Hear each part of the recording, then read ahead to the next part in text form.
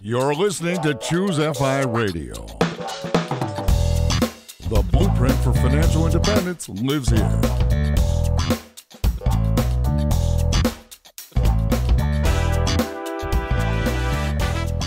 If you're looking to unlock the secrets to financial independence and early retirement, you're in the right place. Stay tuned and join a community of like-minded people who are getting off the hamster wheel and taking control of their lives in the pursuit of financial independence. Choose FI, your home for financial independence online.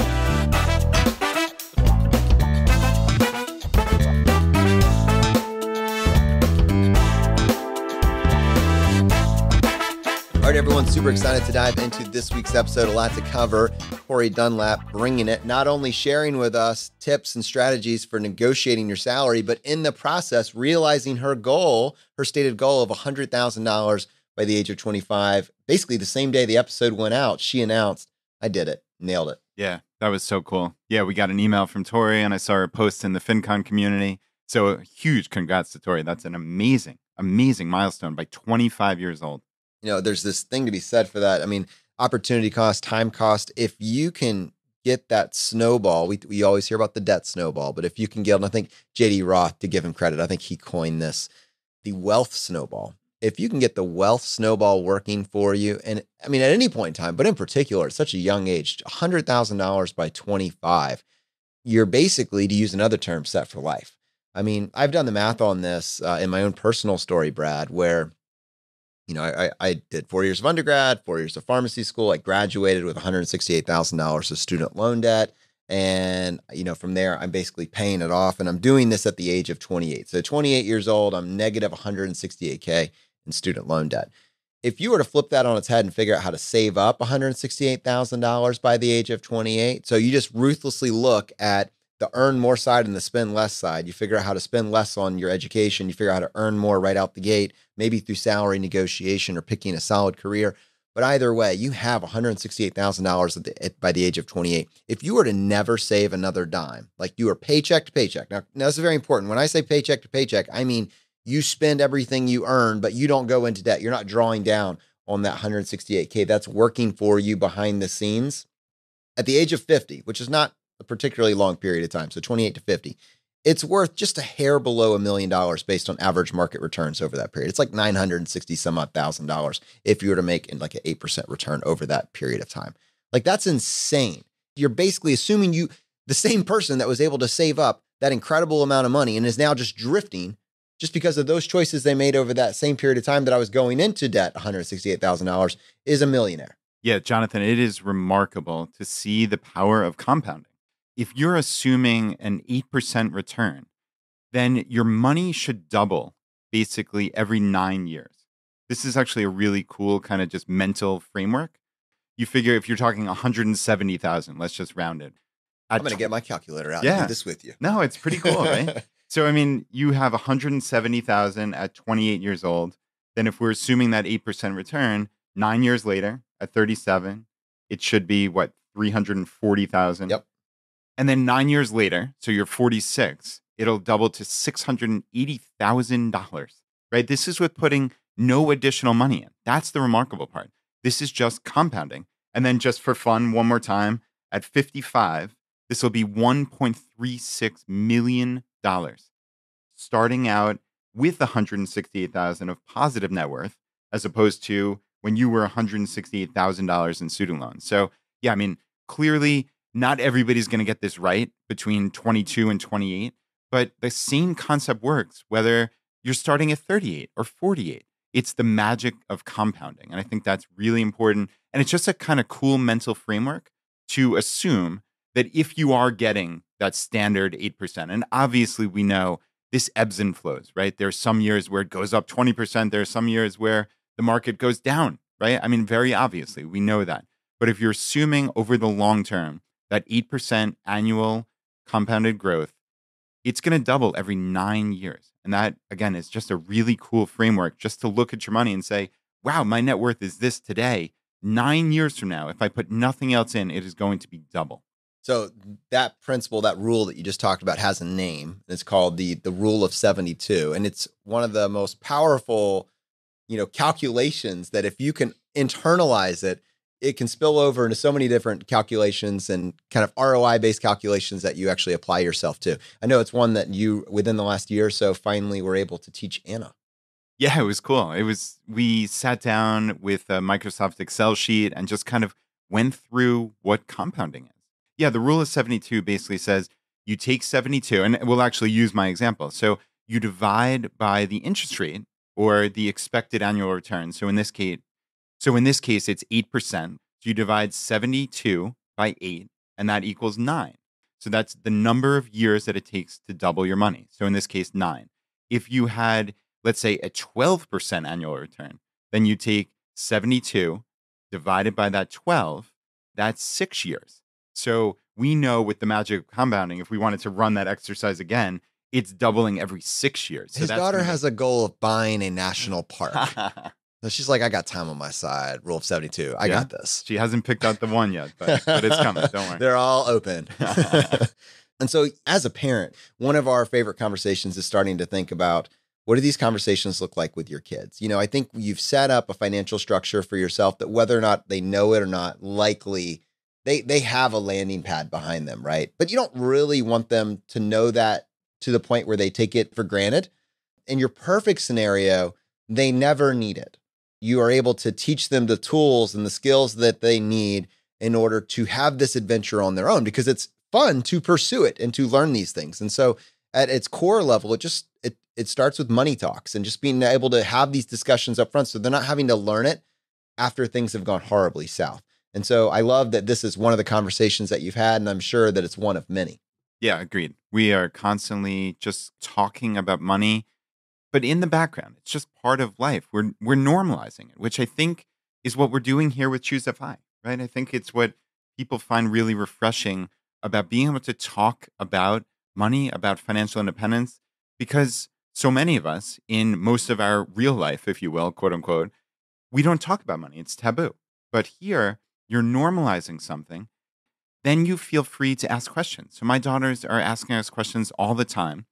And frankly, it's interesting to see their different personalities. So Molly, my little one, she's like the perfect example of, she watches a commercial and she's like, ooh, I want that.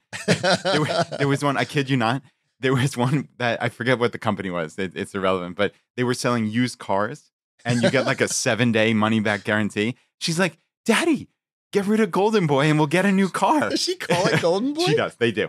It's so funny. And she's like, we can return it if you don't like it. You have 7 days. Like, yes, it's amazing. How could it go wrong? So it's funny. I mean, they are totally different. Anna, on the other hand, is somebody who's just a natural saver. There's no question about it. But Molly, even though she has these proclivities to maybe spend a little more than Anna or Laura or myself, I still suspect very strongly, because she's growing up in our house, she's going to be anchored to this 50% savings rate. Now, unlike maybe me, Laura, and Anna, who might have a 70, 80, 90% savings rate, Molly will probably have exactly a 50% savings rate. Because that's what I have to do. Right. Will I do a penny more? No way. Crazy? No way. But it's hilarious. But how can you go wrong with a 50% savings rate? That's kind of the cool thing. So when you're anchored to that, and frankly, if she saves 30% or 34%, she's still doing great. It's just interesting, to see your different kids' personalities and maybe have to tailor messages differently. And maybe this is a larger point for all of us about, how do you reach people? You reach them where they are. And you have to understand where they're coming from, what their natural thoughts are, and maybe how to get through to them personally. I have, so much there. By the way, we were talking offline just before we started about big words, great words. We actually recorded a little bit of it. So if you're watching the YouTube channel at the end, we'll include it in the outtakes. But you just dropped proclivities there, like totally in flow state. I just wanted to give you a compliment on that. It's strong, man. It's really strong. All right. I wanted to point out one other thing for our astute listeners here. Many of you heard us talk about compounding, and a few of you, a little bit legalistic, want to say, well, guys, I don't think that word means what you think it means. What you probably meant to say was total return. And you would be right. The principle and the way that it'll work for you are basically exactly the same, But compounding, like simple compounding, where you might see that in like a savings account or a CD or something like that, your money is worth more, that's reinvested, and now that's worth more. Whereas your investment vehicles, really, you're talking about some combination thereof. The actual stock that you own that's held inside of this fund is appreciating. It's worth more next year as the business grows. But then on top of that, it's probably spitting off some form of a dividend. And if that's being reinvested, the total of those together, the appreciation plus the dividend, is contributing towards a total return. So, just for you guys out there, just want to let you know, yes, you're right, total return, but the end is basically the same. Right. And the math is the same. And the math is the same, more importantly. Okay. Well, the other thing I wanted to say, reach them where they are. And actually, that's something that I think in the FI community, we need to be very cognizant of, because we have anchored ourselves very intentionally to this crazy goal, this 50% savings rate. And once you get your systems in place, that can be doable. It's a big goal. It's an awesome goal, but it's doable. And it can also be simple. I know, Brad, that you commented that the amount of time at this point that you spend on your finances, roughly 10 minutes a month. I spent a little bit more than that just trying to find my passwords for stuff. But to your point, I think it's reasonable, maybe some variant thereof. We got this email from someone that was listening to our podcast a while back talking about envelopes and had some constructive criticism for us. I thought maybe it would be relevant in the context of reach people where they are to read a portion of this email. We got this message from Bob, and he was saying he listened to us a couple weeks ago talking about Dave Ramsey and the envelope systems, and he wanted to stress he's actually taught the Financial Peace University class 5 times over the past 10 years, and personally, he's seen it transform families towards financial independence. Now, he was saying he appreciates the simplicity that, Brad, you were talking about, but many people that he's seen in these classes, they are not that sophisticated. And to the heart of reaching them where they are, this envelope system, like, it simplifies things down to something that you can hold, something that you can do, something that you can execute on.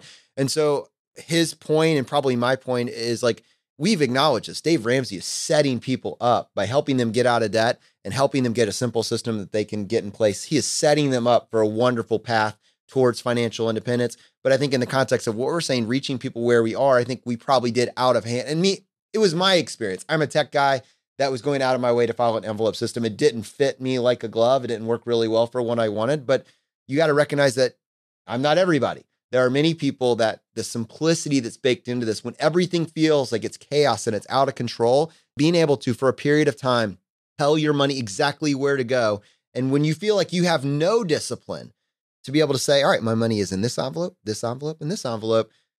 For this period of time, it helps you get that control. And I think probably to my own detriment, I didn't acknowledge that, because I can see how that would be true for certain people. So I guess what I wanted to say with that is reach people where they are. And I think hopefully for everybody, I hope everyone graduates out of the envelope system. The envelope system is a defensive mechanism to bring control back into your life. And hopefully as you get this piece of the puzzle down, you're ready. You can't, not that you have to, but you can see how graduating out of that can simplify your life even further. If you're doing envelope systems, you are definitely spending more than 10 minutes a month on your finances. Yeah, and I suspect most people do spend more than 10 minutes. So it's just because I have my system set up on autopilot. Are we anchoring ourselves to 10 minutes, Brad? Do not anchor that. I think it takes most people more than that. But I've set up systems that work for me. So for me, it's maybe doing something suboptimal, which is having more money in my checking account, because I don't want to stress about, oh, is that credit card bill coming out on this day? Do I have enough money? Do I have to transfer it? It's just something else to worry about. So obviously, I know that's a fortunate position that I'm in, that I have a couple extra $1,000 lying around and can keep that buffer. But to your point about defensive moves, it's similar, I guess, the envelope system in that regard. I agree with you that it probably would work for a short time until you can really lock this down and get some control. But it reminds me in essence of, with the defensive moves, of people who freeze their credit cards or something. It's hard to imagine someone who's down the path to financial independence, has everything locked down, has money in the bank, that they're freezing their credit cards, right? I suspect strongly there are some people, but it's probably not anywhere near a majority, right? Are you talking about a technological solution to freeze your credit cards? Are you literally, no, I'm talking about talking about putting your credit card inside a cube of ice and actually adding some lemon in there just for some fragrance? Quite literally a block of ice. Okay. But you've heard of that, right? I might do it just for the show to have it as a prop. Yeah, that would be great on YouTube. But right, clearly, once you have things locked down, you're not going to do that. But while you're trying to get that level of control, do whatever you have to do. If that means having 57 different envelopes with a couple dollars in each one, and that makes you feel better, that gives you some control, then do it. Don't let Brad or Jonathan say, oh, having cash is a bad idea or it's not secure, right? Like those are the intellectual arguments that I would give. But intellectual arguments go out the window when you're talking about how do you lock something down psychologically? Because really, for most people, getting on the path to financial independence or just financial solvency is locking this down psychologically and just getting your mind straight over, hey, maybe I haven't known anything about this. Maybe I haven't done it quote unquote right up until now, but I can make these moves to get on the right path. And then once you have everything kind of said, then you could do some advanced stuff, right? Credit card rewards points and all these other things. But until you have it locked down, do whatever you have to do. Agree. And in the meantime, who is anybody to judge? Honestly, I mean, the point is you're taking steps, you're taking actions to improve your life, and that's commendable. You know, Brad, when we started this show with our Friday roundups, one of the ways that we used it was to bring in feedback, which, yes, of course, but even more than that, it was actually to highlight criticisms. It was recognizing that not only do we not know everything, but sometimes we are either unnecessarily one-sided on an argument or, maybe don't catch the nuance. I think that many people can be guilty of that. And I think one of our goals was to, whenever possible, air the other side or a counterpoint to our point. And I think the last couple of weeks we have highlighted the financial services industry and in particular assets under management model, excessive fees, and maybe some incentive disalignment. Basically, financial advisors that are also selling insurance products and as a result are really in a tough spot with making authentically good recommendations because their incentive is to sell insurance because it's a very high commission product. That was the point that was being made in a couple episodes over the last month or so. But I think both of us know and recognize and have said in the past that there are great financial advisors out there. The irritation is how hard it is to find one in a vacuum.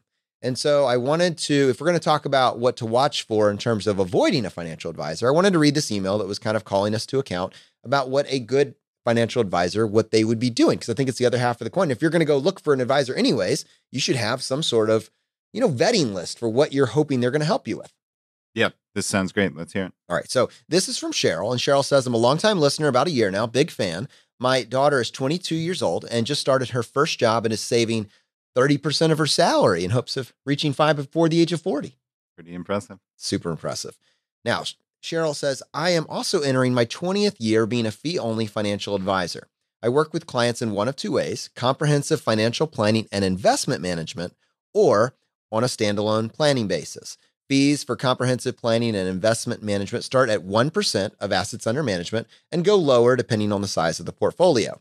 Standalone plans are quoted on a fixed fee basis depending on the complexity. The client chooses the options that work best for them. Now, in this email, Cheryl mentions an article that was published on our site talking about the cost of fees. And she was basically saying that in this article, we reference how damaging a 2% assets under management model would be. And she was saying it's kind of a straw man. I think you would be hard pressed to find it. I would debate that a little bit, but just for the sake of making the case, if you were paying a 2% assets under management model, the case that the article is making is your portfolio is basically wiped in half over your investing lifetime. So it was basically saying you don't want to do that and giving you something to anchor to. I've seen it quoted more as like the 1% or roughly assets under management and then a 1% mutual fund expense ratio. So most assets under management advisors are not going to just stick you in a standard index fund because they're not really proving that they're adding value. So it's this kind of perverse incentive here. So that's more how I think about it conceptually. But let's just think 2% fee. I think that's what the article was trying to get at. But yeah, if they use 2% as assets under management, that's pretty rare, I'd say. So she says, I think it would be fine to make the comparison you made, but if you were to do so, use the much more typical fee of 1% in the interest of being totally transparent. And then you should also add that the fee typically declines as the portfolio grows in size. She says, I think it would be near impossible to find someone paying $40,000 a year to have a $2 million portfolio managed. That would actually be interesting. That's a question for our audience. Is that accurate? I mean, is there a situation? I'm sure there's situations where it's worse than that, but maybe this is accurate that a lot of advisors use this blended model where your costs actually go down over time. To your point, though, you wouldn't just look at the assets under management. You'd actually look at the funds that they're putting you in, and you'd be combining the actual assets under management model with the cost of the funds to come up with that number. Now, okay. What I loved about this email from Cheryl is she was actually highlighting the value of what a financial advisor brings. So just a week ago, we were basically saying, if you go in saying your goal is financial independence, and the first thing they try to sell you is life insurance, whole life insurance, so life insurance for your whole life, that's a problem. It's a really big red flag of where this is going to go long term. Yeah, and I certainly still hold to that. That is a perfect way to vet someone just originally, right? You walk in, you need some way. It's actually similar to what Paula Pant mentioned about vetting property managers. A way to figure that out is to look at their listings. If they're absolute garbage, that's probably not someone who's going to spend the time and care to do a good job for you. So if you're looking for some original way to vet somebody, I think that's a good idea for a property manager. For me, a financial advisor, if the first time you talk to them, they're trying to throw fee-laden products, the most fee-laden products at you, chances are that's not someone who's going to have your best interest in mind. I don't think there's any question about that. So I certainly hold to that, but I think there's a lot of value in fee-only financial planners. And yeah, Cheryl has a list here. So let's talk about what Cheryl says. So if their needs are more complex or they'd like professionals to help them with their personal finances, paying a fee-only planner $10,000 to manage their $1 million portfolio that can be the best money the person ever spent if the planner manages their investments on an ongoing basis. And, all right, so here's the checklist, right? Reminds the person to always save 10 to 15% even when times get rough. Reminds them to always carry disability insurance. Tells them how much to save now to buy their first home in 5 years. Talks them out of taking a larger mortgage than they can afford because the mortgage broker says they qualify. Reminds them not to rely exclusively on employer-provided life insurance and instead get their own term life insurance. Reminds them to update all their beneficiary designations when they get married. This is huge. A lot of people have just forgotten to do this, and also do that again when they have kids. Reminds them to get wills, healthcare proxies, power of attorney documents, and to update those documents if their life circumstances change or state laws have changed. Advises them of the impact of marriage on income-based repayment methods of paying off student loans. Counsels them not to buy cryptocurrency just because their brother-in-law did. I was talking family members out of cryptocurrency in December. I remember that as best I could. Yes, that's important.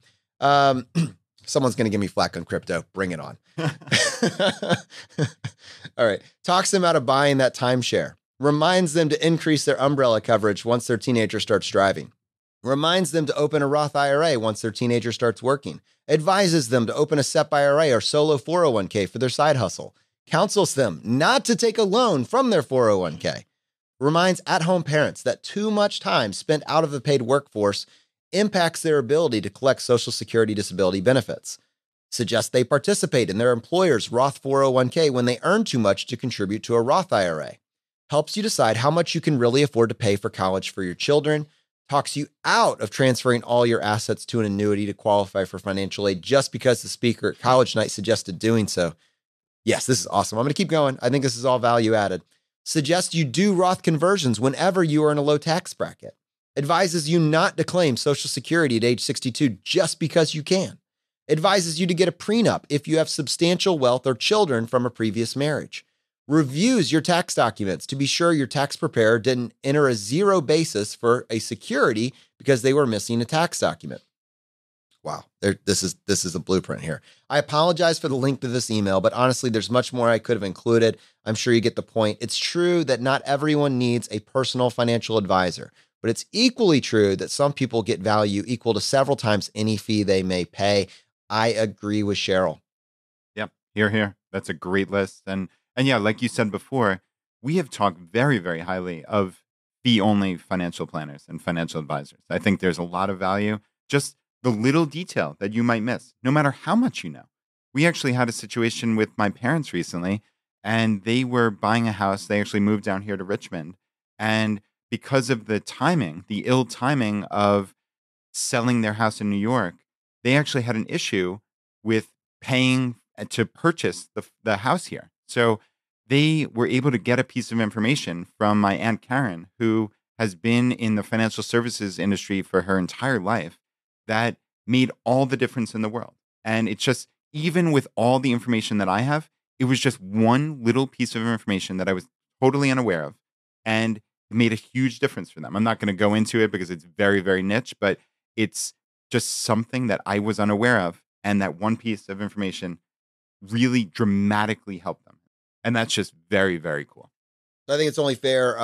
This is not an endorsement or a vetting. I have not used Cheryl's services personally, but I will include a link to their website for the company she works with in the show notes for the article today if you want to follow up with her. So Cheryl, thank you so much for reaching out to us. This was definitely a value-added email.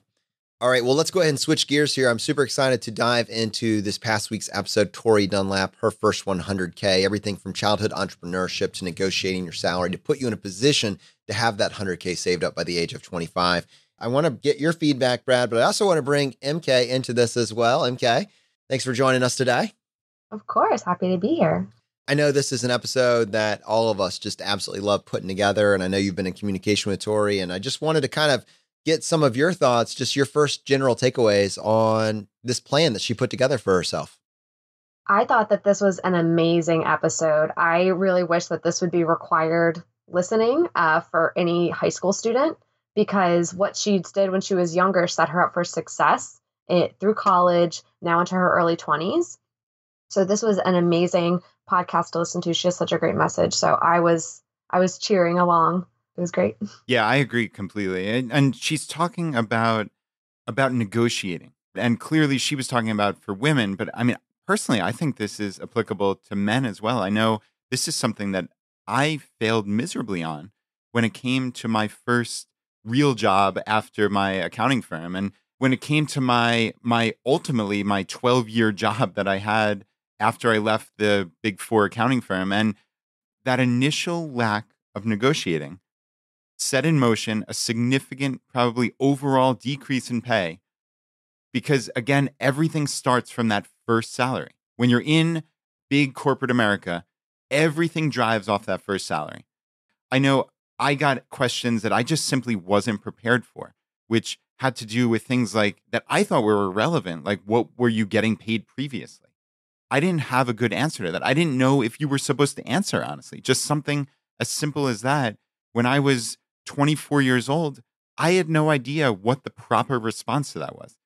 And how could they ever check? Do you make it up? Obviously, you don't want to start a situation where you're lying. Can I just pick a number? I just want to pick a number. Right? But how is that relevant? But again, that was something that was asked to me. If I was prepared, if I had went through Tori's course, I very strongly suspect I would have had a much higher starting salary. And then every subsequent raise for the 12 years that I was with that company would have been worth more, right? I mean, that is truly compounding. And what Tori said is negotiation is, quote, pushing back on that, being grateful, of course, but also saying I'm worthy and deserving of more, and not just an arbitrary number out of the air, but here's the data to back it up. I mean, how brilliant is that? Mm-hmm. It's interesting. Tori was very much, she's speaking to women. That's her platform. She does work with some men, probably a fair number, but she was clearly with this platform speaking to women. Both of us were sitting here thinking, this is the skill that we needed and did not use at any point. I mean, and so we were kind of like, well, can we just be included? Like, I don't know if it really is just a problem that women face in the workforce. Maybe if you have that mentality and you go into it, the interaction is different. I feel like that's something of what Tori was saying, but certainly for me, and this is actually something that I'm still struggling with. Like, I think now if I were to go into any job, I would have the confidence to do this. But I'm putting myself in the situation of a new grad with $168,000 of student loan debt, pharmacy schools that are churning out students, and feeling like I'm lucky to have a seat at the table. I go to my professor and I ask him, hey, can I negotiate? Is that, I mean, not my employer, mind you, like my professor from the school I'm graduating saying, is this done? It was like a communications class. So it felt like a natural thing. And he's like, no, you can't. No, you can't. Because they will just go to the next person and the next person. So I think there is some aspect of this that's probably to some varying degree, it's industry specific. But at the same point, I know someone's listening to this that's saying, well, that's a limiting belief. I'm in pharmacy. I graduated the exact same year as you. And I didn't negotiate on my salary. I negotiated on this extra bit. And so I think knowing that having a framework for it and having the skills, even if you're in a tight industry that has lots of turnover, you will be able to get farther ahead than someone that doesn't know the rules is getting. I mean, I think that's the crazy thing. We talk about this in the FI space. All of us are playing the game. You don't really get a choice. The question is whether or not you know the rules or not. And the people that don't know the rules just aren't going to be as good, right? You're just flailing around. I think if I had the framework that she talked about, I would have much more confidence. And if not with that first job right out of school, certainly everyone thereafter. Right. And these rules you're talking about, a lot of it really comes down to very precise language to come to an agreement collaboratively. She talked about her gratitude sandwich, and it was first, thank them for the offer. And then the meat was the data and your ask. And she said, based on the market data, to be compensated fairly. That was beautiful. ... Right? And, fill it in with whatever, but to be compensated fairly. Who wants to be unfair? I don't want to be unfair. No, not at all. And she said negotiations are collaborations, not conflicts. And you come up with a range. And then she talked about the condiments. And I love, this was another brilliant one. I want to get to a number we can collaboratively agree on. Collaboratively. I mean, again, who's going to disagree with that? It sounds These wonderful. are such great words. Right? I mean, that is beautiful. I mean, just those 2 lines alone, if you commit those to memory, your negotiation is going to go swimmingly. How can you go wrong with those 2? Maybe not in each individual negotiation, right? I mean, of course, we could talk anecdotally, but over the long haul, I mean, those are utterly, utterly brilliant. MK, I've just talked about my limiting belief, and I'm completely willing to say that is quite literally, I just said it out loud, but it is a limiting belief that if I had this toolbox, I had these phrases, not these creative ones that I've come up with on the fly, but these scripted words that I literally just need to be able to say with confidence, I would probably have been able to negotiate a better package than I got. I'm like literally pulling a 180 now, both in that episode, but then again today, watching my mindset shift as I start to see how these words, you can't say no to these words. You just simply can't. If they're underpaying you, they will bring you back in range. If they're paying you fairly, they will move you to the upper end of the range. How nice would it have been to know that I was at the upper end of the range? I am convinced I was not. I was probably middle of the pack, maybe, even on the lower end. But I'm saying that in a pretty tight industry where the range is pretty specific. You come out, you're making a pretty decent bit, but then you just flatline, right? Maybe like cost of living adjustments. But both of you were in industries where it was the wild, wild west. I mean, it really was. You had no idea what anybody else was making. So this whole compensate fairly, mantra, I'm going to use the word mantra here. I'm okay with it. I really, if you were to look at your career and your trajectory, how would that have changed, or how does that compare to your own experience in the workforce, MK? So I actually did a lot of negotiation in my final 2 companies that I was with. The first company that I was with was very much structured. And I also worked there in 2010 when it was like, okay, well, you want a job or you can take a hike. There's 100 people online. But for the last 2 companies I was with, I negotiated hard. And it was very uncomfortable. So I wish that there had been somebody like Tori she was in college at the time. So she would not have had this thriving industry yet.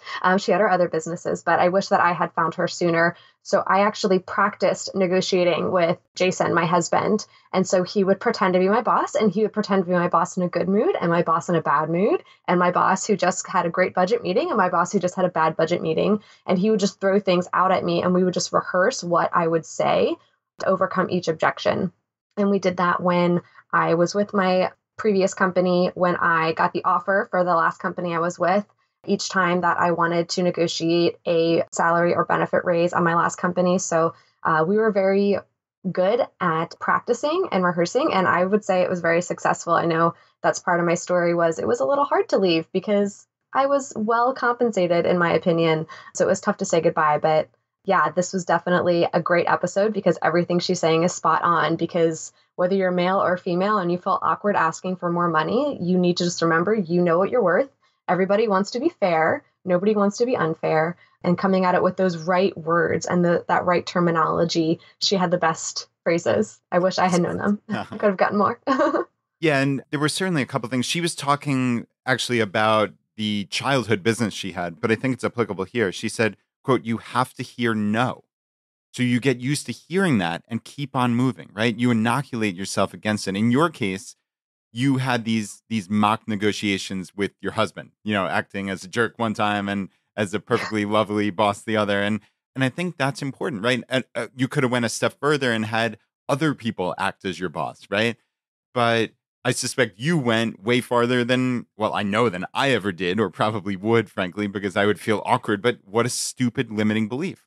So I think what you did was brilliant. And Tori said, you're negotiating for every woman that comes after you when you know your worth. And she said, once you start advocating for your worth, you will advocate for your worth in every other part of your life. I love that. Yeah, that was such a great quote. And when you think about it, if you're somebody in the FI community and you're getting a fair compensation at your day job, but you want to do a side hustle to help debt pay off, you're going to charge a fair rate. There's a lot of people in the side hustle and entrepreneurial space who say, I know I should charge more, but I'm afraid to ask. If you're doing that at work in your day job, it makes it easier to do it later. And also other things we've talked about in the FI community, when your company is maybe paying you well, but not treating you well, compensation's nice, but I know Joel from FI 180 shared that he was told, oh, well, it's mandatory for you to come in on Saturday. And he said, I'm not coming in on Saturday. You're empowered to say, I know what I'm worth and I know what's fair, and what you're asking isn't fair and what you're doing isn't fair. And ultimately, that's where I found myself, where I said, the amount of money you're paying isn't worth everything else I'm having to put up with. And you could 10 times it and it wouldn't be worth it. And it was very empowering to know, being in FI, that all the financials were taken care of because I had negotiated earlier, saved the money, invested it, and able to actually stand up for yourself is very empowering in a world where so many people are bogged down in the stress of their jobs. I feel like people that have some level of financial stability are on the path to financial independence. Going to what you were just talking about, you're doing this for every single person that follows you. People on the path to financial independence do not stay in toxic jobs for very long. They just don't have to. Why would they? Which means you're losing the best performers. You're losing the talent. They're going to good corporate work cultures. There's some amazing employers out there. They're absolutely amazing, and they deserve to have the best talent because they treat their employees right.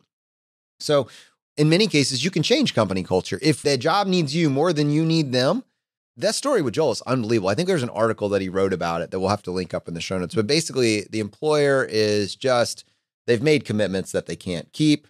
They've overworked their entire team. Team morale is down in the tank. And to try to make up for this, they're just saying, all right, everybody now has to work on the weekends. Everybody has to work on Sunday. I think it's like mandatory OT that you don't get paid for. It was just something absurd. And there was nothing you could do. And they're like, you have to come in on Sunday. And Joel said, well, I'm not coming in on Sunday. I just won't be there. And he was living the office space life. Right. It was, yes. Right? And the manager, I'm going to need you to come in on Sunday too. The manager exploded. His head literally exploded. And what happened in that scenario? Literally exploded? Okay. Yes. I need to work on my use of that word. I'm going to go ahead and say there was like some steam coming out of the ears though. Upper management found out there's a conflict without resolution, and they got involved, and they realized that this was virtually an abusive situation that was happening. And they changed everything to try to rectify that going forward. People don't leave jobs. They leave people. They leave toxic cultures. And when you get to stand, you're not just standing up for yourself. You're standing up for everybody that isn't there. Everybody that's paycheck to paycheck. Everybody that desperately needs it and they're afraid to say anything. You actually can. That's why one of my favorite things to do is highlight these stories of people wielding FU money. Freedom Unlimited families, Freedom Unlimited, they're wielding FU money and they're doing it to turn or change company culture. It's pretty powerful stuff. And again, it goes to the point that you're getting a lot of the benefits of financial independence long before you reach 25 times your annual expenses. So Brad, I don't know about you, but last night I went into LinkedIn and I updated my LinkedIn profile to published author. Ooh, sounds intriguing. Yeah, our book, Choose FI, Your Blueprint to Financial Independence, it launched today, or it launched on October 1st. So by Friday when this is gone, it'll have 4 days. MK, it got a pretty incredible response on the pre-order side. It did. It was really exciting to see. My inbox was continually getting new receipts coming in for people saying, I pre-ordered, I want to be part of the live stream. So that was exciting up until just a few hours beforehand. And you guys rocked it. You were on every podcast. I was definitely very aggressive in telling you were going to be on all of them. But thankfully, the word got out. And because so many people pre-ordered, a huge thank you to our audience for doing that. What that does is that means the book is very high up on the new releases list and on the hot books to look out for and all those good lists. And that means that people, when they are searching for, I need help with my personal finance, personal money management, and they're putting that into Amazon, our book's going to show up. And then they're going to learn about the FI culture, the FI movement, everything that goes on with it. So because of what you've done, you are literally helping us spread the fire. The fire is spreading because of what these people who pre-ordered did. So that is a huge thank you. And that is a direct way that you've been able to help more people discover this. So huge thanks to everybody who pre-ordered. Yeah, and MK, I just want to echo a huge thank you to everybody who pre-ordered. This is really incredible. It's wild to be sitting here a foot away from our book. And honestly, Jonathan, I quite literally am a snob with how books look, which is absurd. He calls it the Barnes & Noble's test. Tell them about the Barnes & Noble's test, Brad. It is quite literally judging a book by its cover, which is utterly hilarious. But there's just something beautiful about picking up a book and paging through it and just wanting to dive in. And I think this book passes every single one of my admittedly utterly absurd tests, but it's a beautiful book. It's a well-written book. If you're new to FI, this would be a great step-by-step, but also choose your own adventure type reading. I think that's how we set this up, that if you want to look at it as a linear step-by-step, that's great. If you want to just pick and choose, that's the beautiful thing about FI. There are hundreds of different levers to pull, but you have to take action on some things. I personally don't care what you do. I just care that you do something. You take action to make your life better. So I think this book is a beautiful way to get into it. If you've been a fan of Choose a FI, if you've been following the path to financial independence, this is a great book to buy for somebody else. So a couple things, if you really want to support us, leave a review. After you purchase this, please leave a review. There's nothing you can do that would help us more than that. I think joining our book club. I know every single month on Facebook, we have a Choose a FI book of the month. And of course, no surprise, this is going to be an upcoming book. And you can find that if you go to chooseafi.com/local and go to the cohort groups. The book club is the very first one that shows up. So definitely join there. And if you want to buy this, we're so used to saying you got to pre-order. No more pre-order. The orders are here, right? That's the cool thing. You can actually buy this book. Go to Barnes & Noble, go to Amazon. You can buy it, get it delivered. But honestly, if you want to get it from your independent bookstore, we are huge supporters of independent bookstores. Go in and ask for the book. And you know what? Take a picture. Nothing would make us happier. How cool would it be, Jonathan? I would retweet those all day long. Yeah. You walk into your local bookstore and purchase the Choose FI book. I spend very little time on Twitter these days, but I would go on Twitter for that. Yeah, I would do it. Yeah, you and me both. Another one which you got on us about this the other day, but from our local Henrico County Library, we're going to be requesting that this book show up. And for all of you out there, if you don't want to purchase a book, don't. Go to your library and ask for them to buy a copy and have it in circulation. That would be fantastic. MK, I tagged you on this thread. Someone posted in our Facebook group, but they were saying libraries at their core level, we need to preserve this, if only because this is the last place on earth that exists where you go there and there's no expectation to buy anything. That's pretty fine. They're truly amazing. And my computer broke last week, and so my husband was like, go to the library and use the computer for the day. I mean, libraries are just an amazing place for your community. You can learn things, you can interact with people, you can be told to be quiet. It's so great. I love it. Thank you to our community. Honestly, this is, I'm almost at a loss for words. I'm never at a loss for words, but I'm so excited. Never at a loss for words. Never at a loss. It only lasted 2 seconds. But I'm so excited to be able to share this with you and really see your feedback on this. I think one of the cool things about the book group, if you join our book group that Brad just mentioned, is they're going to be going through this chapter by chapter and pulling out, what do you agree with? What do you disagree with? How would you implement this? What does this look like practically for you? I mean, the book group's amazing in that they do this. They don't just do this with our book. It's not like our book is on cycle in this group. It's just they take one book after another, and they break it down to its core bits and then figure out, what is the piece of this that's resonating with you? What do you agree with? What do you disagree with? Like, that's a pretty cool and valuable conversation. And it makes you ingest the information in a way that really sticks. So I want to just echo Brad's feedback that is a worthwhile group to be a part of. So let's switch gears. MK, let's go ahead and bring in the mailbag. What do you got for us today? Great. Well, we have a lot of really awesome wins to share this week, which is always very positive. So, Kathy posted on Facebook that she booked her first flight for $0 after taking the Choosify travel course. So, Kathy wrote, I just booked my first ever trip, flight, hotel, car with points. $0. Such a strange but awesome feeling. Thank you, Choosify. This isn't supposed to work. It's not supposed to work like that. I've been doing travel wrong this entire time. Well, Kathy definitely got a lot of benefit from our Choosify travel course. So if anybody wants to be like Kathy and start booking trips for $0 or thereabouts, go to choosify.com/travel. Yeah, and that is a free email course, so no reason not to sign up. Choosify.com/travel. I've traveled all across the world now with rewards points over the last 6 or 7 years.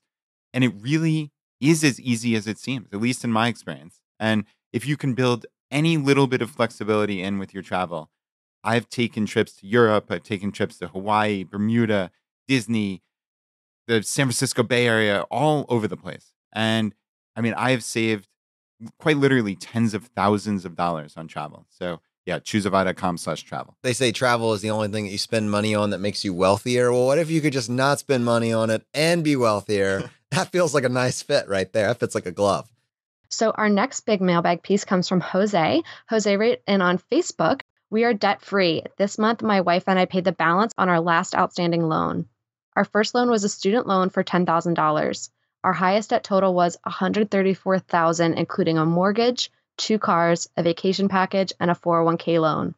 2 years ago, we traded in a used car for a new car, rolled negative equity into the deal, and started regretting it a month later. You know, what's really crazy about this story, MK, is when Jose is talking about how he found this movement. He says they moved to California 3 years ago while trying to figure out how to deal with the scary housing expenses of Silicon Valley. Him and his family stumbled on Mr. Money Mustache, and he was actually what opened up Jose's eyes to the simple math behind financial independence.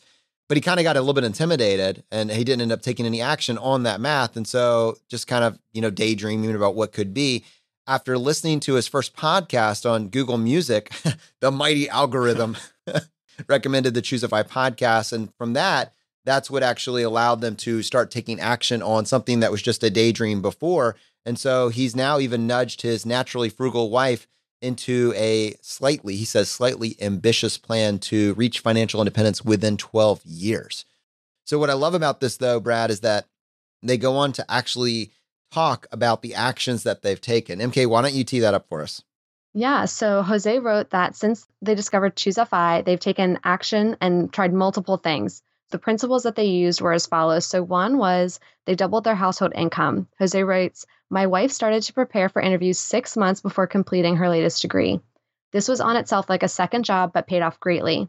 She's been working for world-changing startups the past 18 months, and our savings rate has risen to 65% thanks to her. I simply go with the flow and smile at the corporate minimum salary increases for now.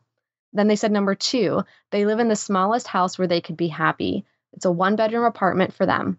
They can clean it quickly, which is great. The landlord takes care of maintenance. They don't have a large mortgage on their names, and they can tap dance to the office every day as there are multiple apartment buildings at walking distance from the office. That was a big one. The third was meal prep. Jose writes, we make 2 large meals every Sunday, 10 portions each. This gives us food for most of the week, but allows us to attend events where food is provided, office weekly lunch with coworkers, and eating out with friends. That's been awesome. As I'm reading these, I'm remembering all the episodes where we mentioned similar topics. So talking about the income, we talked about with Tori today with negotiating, living close by. We talked about that meal prep.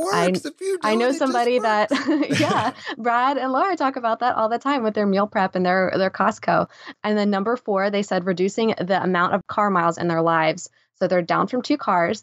So they have 1 car plus public transportation because they walk and bike to work. They live right next to the office. They can walk there every day. He writes, this month we started using our bikes more to visit the library, coffee shops, and parks. I can see how we are starting to get fit enough to ditch the car next year, but they're going to keep their single paid off car for the moment. I was going to say, man, if you can go no car, that's super impressive. That's next level. That's graduate level. Yeah. And then, so 5 was keeping track of expenses. They use personal capital to aggregate their credit cards. 6 was geo arbitrage. They moved from California to Texas. So he got a new job. His wife negotiated remote work. On aggregate, they kept most of the same salaries, but they spend less. They pay about 9% less on income taxes, which helps to maximize the 401k. So go Texas. Everything's bigger there, including the benefits, apparently. And number 7 was credit card rewards. So they've decreased their yearly vacation travel home budgets from $4,000 annually to about $600 over the past 2 years.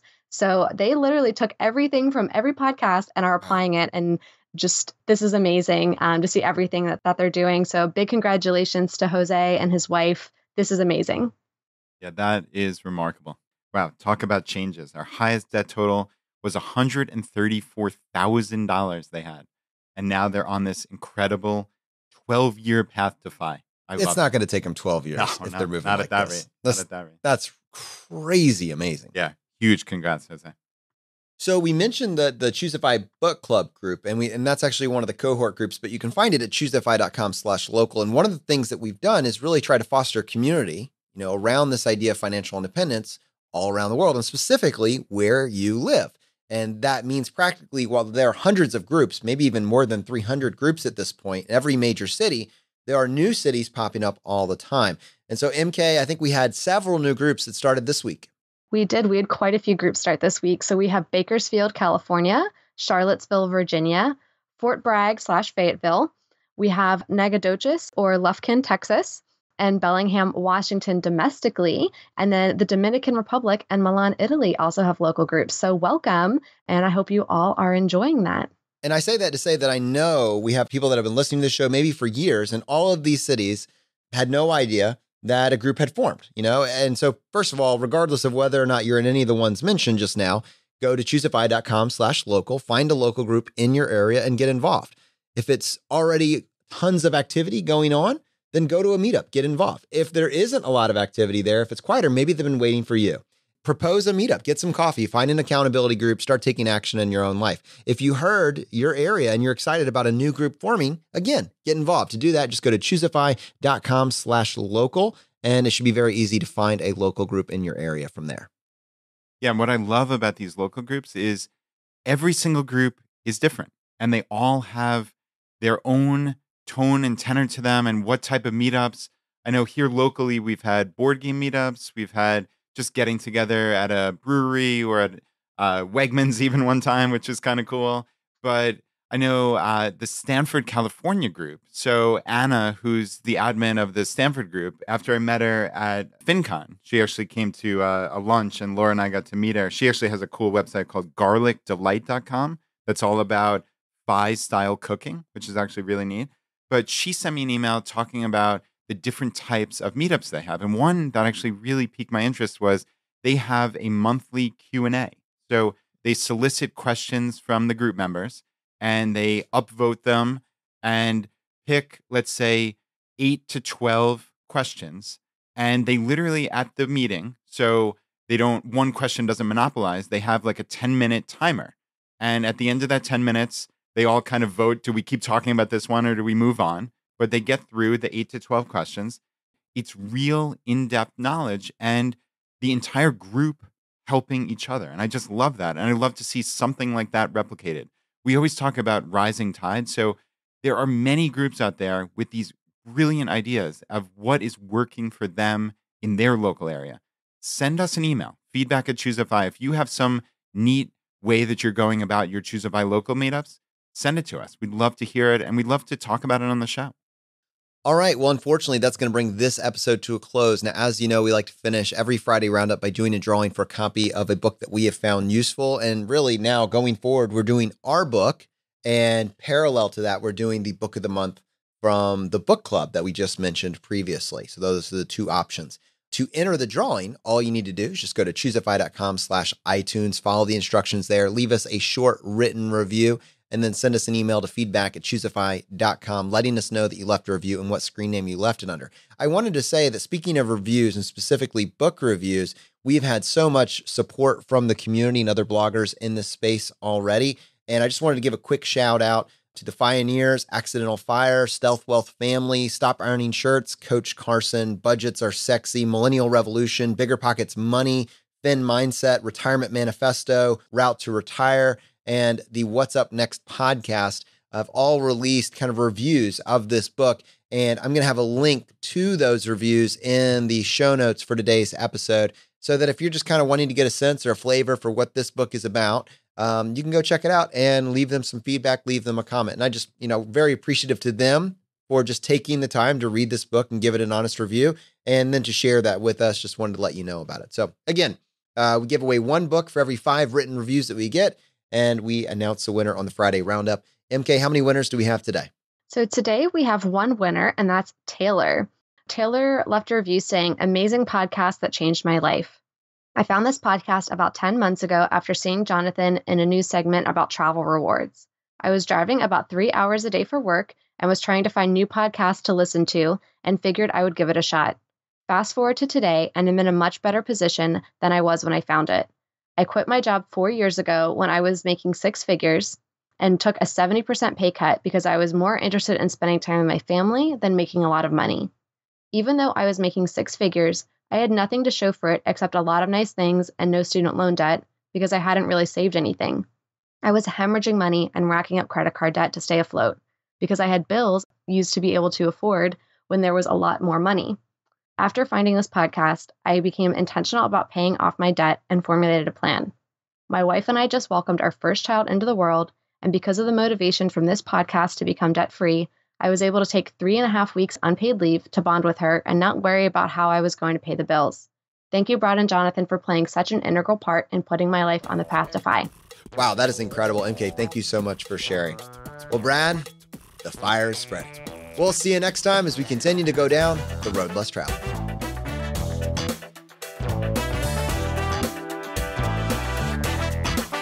You've been listening to Choose FI Radio Podcast, where we help middle-class America build wealth, one life hack at a time.